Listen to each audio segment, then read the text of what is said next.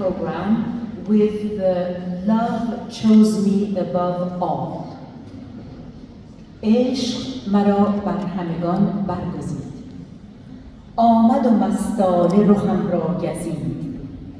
شکر کز آن خوان زر جعفری، روی مرا نادره گازی گزید. باد تکبر اگرم در سر است، هم ز دم اوست که در من دمید. کرد مرا خشم مه و بر رخم، گنبد نیلی سر نیلی کشید.